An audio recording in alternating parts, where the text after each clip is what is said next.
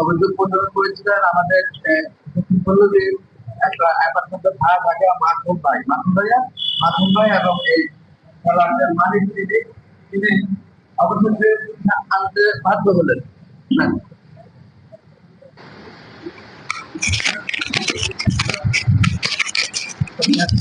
আচ্ছা, আপনি এখান থেকে হচ্ছে যে ওনার সঙ্গে আমার যে ভাড়াটি চুক্তি ছিল সেটা গত 2 মাসে শেষ হয়ে গেছে। তখন আমার আরেকটা ভাড়াটি ছিল, 2টা ভাড়াটি এখন তো আমি তাদেরকে বললাম যে আপনি ভাড়া বাড়াতে হবে 10% ওই চুক্তি অনুযায়ী। তো আমার এই মাসের ভাড়াটি আপনি দিচ্ছিলেন, উনি বললেন যে আমি তো এখন দিব না, আমাকে জানুয়ারি পে করে দেন। আমি দিলাম, ঠিক আছে আপনি 6 মাস পরে বাড়াতে 6 মাস পরেই বাড়ান, অসুবিধা নেই। উনি বললেন উনি ভাড়াবেন না, কোনো কথা হবে ভাড়াবেন না। তারপরে আমি বললাম ওনাকে ডিসেম্বরের দিকে মনে দিন না, ডিসেম্বর বা জানুয়ারির দিকে তাহলে আমি বললাম তাহলে আপনার ছেড়ে দেন। উনি তখন মানে বললেন আমি ছাড়বো না, আমার অসুবিধা আছে। তো তারপরে আমার মৌখিকভাবে বলছে নাকি, তারপরে মাস 2 আগে মনে হয় আমি লিখিত হচ্ছি যে ছেড়ে দেন। ওনাকে হোয়াটসঅ্যাপে মেসেজ দিচ্ছি ছেড়ে দেন। উনি বললেন আমি ছাড়বো না, আপনি যা কিছু করতে পারেন আমি ছাড়বো না, অসুবিধা আছে। নিয়ম আমি তো আপনাকে চুক্তিতে আছে 2 মাস পর আমি নোটিশ দিলে ছাড়বেন না, সেটা আপনার ক্ষেত্রেও ঠিক, আমার ক্ষেত্রে ঠিক। আপনি আমাকে নোটিশ দিলে আমিও ট্রাই করবো, আপনিও ট্রাই করবেন, উনি এটা ছাড়বেন না। এই অবস্থায় আছি। আর তখন আমরা তো কথা বলার জন্য সরকারের কাছে আসছি। আজকে উনি এখন বললেন যে আমি ছাড়বো না, আপনি যা করেন করেন, আপনি আইনের কাছে যাবেন। আচ্ছা, বোঝা গেল আপনি আইনে পাঠাচ্ছেন তাহলে বোঝা গেল আপনি আপনার যে ল্যান্ডলর্ড যাদের মালিক তাকে আইনের ভয় পাচ্ছেন, সে তো যায়নি। আপনি যদি পাঠায় থাকেন তাহলে আপনার কথা কি শেষ? অনেক কথা শেষ। অনেক ধন্যবাদ আপনাকে, খুব সংক্ষেপে খুব সুন্দর আপনার বক্তব্য রেখেছেন, সেজন্য অনেক ধন্যবাদ আপনাকে। আপনিও সংক্ষেপে বলবেন আশা করি। আমাদের প্রত্যেকের সময় দাম আছে, আমি ডায়াবেটিক রোগী, না খেয়ে দৌড়ে এসেছি আপনার এই সমস্যার সমাধান করার সাথে। ধন্যবাদ। আমি এই ফ্ল্যাটে উঠি 2021 সালের জুলাই থেকে। তখন এই ফ্ল্যাটের মালিক ছিল আরেকজন, জনাব আসগর সাহেব, এবং ওনার সাথে আমার অনেক বার্গেনিং করে আমি এটা 20,000 টাকায় চুক্তি করি আর কি, এই ভাড়াটা, এই বাসা ভাড়া। কিন্তু উনি আমাকে রিকোয়েস্ট করে, ভাই আপনি 20,000 টাকা ভাড়া দেন ঠিক আছে, কিন্তু চুক্তির মধ্যে 22,000 টাকা লেখা থাকবে, আপনি এটা এগ্রি করেন? আমি ঠিক আছে, আপনাদের কোনো সমস্যা নেই, আমারও সমস্যা নেই। তো ওকে ফাইন, আমরা 20,000 টাকা করে ভাড়া দিয়ে আসতেছি।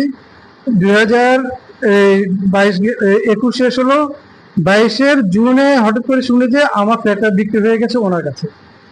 এখন উনি নতুন মালিকানা আসলেন, উনি এসে আমার সাথে চুক্তি করতে আসলেন। চুক্তি করতে এসে উনি আমার থেকে 22,000 টাকায় উনি দাবি করেন। তাহলে আমার 1 বছরের মাথায় আমার 20 থেকে 22,000 টাকা চলে আসলো। এখন উনি আমাকে বললেন যে দেখেন আমি তো 2টা ফ্ল্যাট কিনছি, আমার আপনার পাশের ফ্ল্যাটটাও আমার, ওনারা 22,500 করে দেয়, আপনাকে 22,500 করে দিতে হবে। ঠিক 6 মাসের মাথায় উনি আবার আমাকে 22,500 করে দিলেন। ঠিক আছে ফাইন।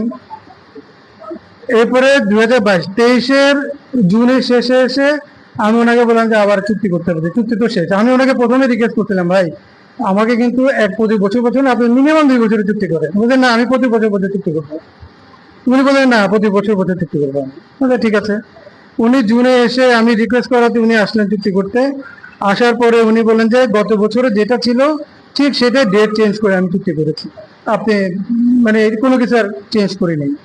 আমি সরল বিশ্বাসে মানে সাইন করে দিচ্ছি, আমি দেখি নেই। আচ্ছা ওকে। এরপরে আমি নর্মালি নিয়মিত ভাড়া দিয়ে যাচ্ছি। হুট করে সেপ্টেম্বর 24-এ সেপ্টেম্বরের দিকে আমার কাছে চুক্তি কিন্তু শেষ। আমি কিন্তু ওই যে ম্যানেজার ভাইকে বলছি আমার কিন্তু চুক্তি করতে হবে, চুক্তি কিন্তু হয়নি।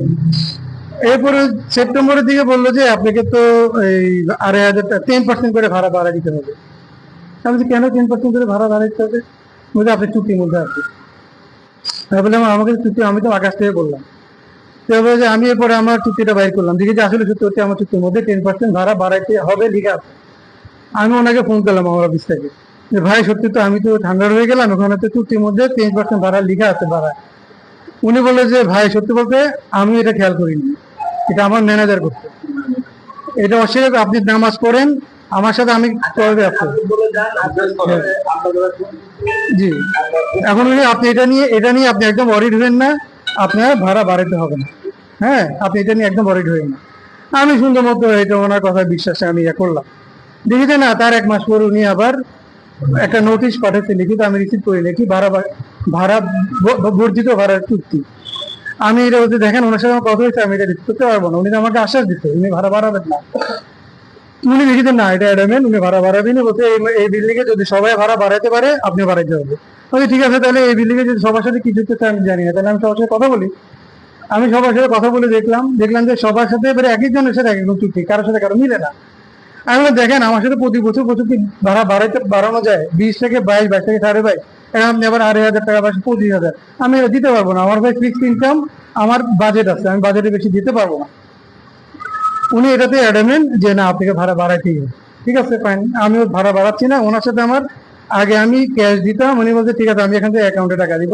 উনি আমাকে একটা অ্যাকাউন্ট ম্যানেজারের মাধ্যমে উনি কনফার্ম করছে একটা অ্যাকাউন্ট নাম্বার, উনি অ্যাকাউন্টে আমি টাকাটা দিয়ে যাই। কিন্তু আমি গত জানুয়ারি, ফেব্রুয়ারি, মার্চ, এপ্রিল ভাড়া দিলে উনি আমাকে রসিদ দেন নাই।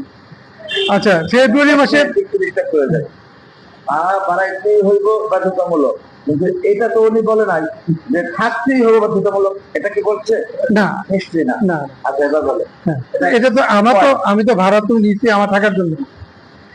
এখন আমি বললাম যে আচ্ছা, ফেব্রুয়ারি মাসের 28 তারিখে রাত 11:15 হোয়াটসঅ্যাপে একটা উনি আমাকে নোটিশ দিলেন যে আপনাকে আগামী 31 তারিখ পর্যন্ত, 31শে মার্চ পর্যন্ত আপনি আমার ভাড়া দিয়ে এসে থাকবেন, 1 তারিখ থেকে আপনি অন্যদিকে চলে যাবেন।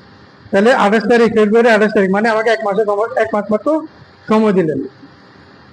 আমি তো 1 মাসে তো কখনোই সম্ভব নয় বাসা ভাড়া চেঞ্জ করা, চিন্তা আমার ইয়াতেও নাই।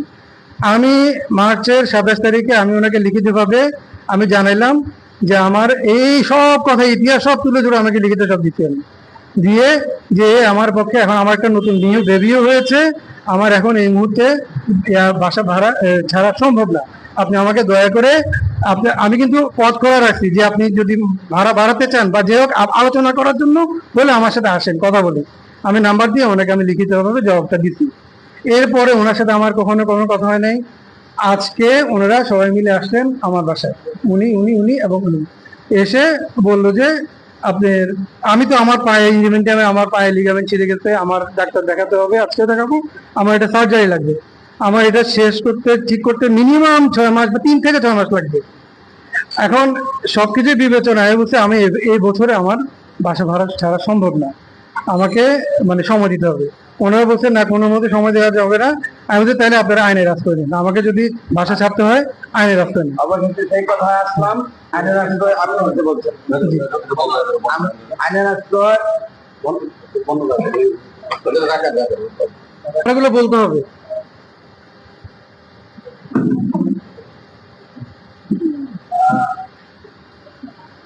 অনেক ধন্যবাদ বাবু ভাই, আমাদের নিরাপত্তা আহ্বায়ক কমিটির।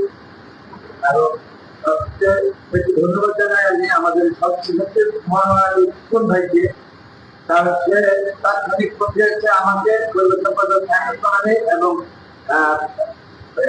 নিরাপত্তা সম্পাদক পাওয়া থাকবে, এবং আমরা এসেছি মাশাআল্লাহ, আমরা একটু সমাধান করতে সক্ষম হবো ইনশাআল্লাহ। দক্ষিণ কলোনি বায়ু পানি কল্যাণ সমিতির পক্ষ থেকে। আসসালামু আলাইকুম, আল্লাহ হাফেজ।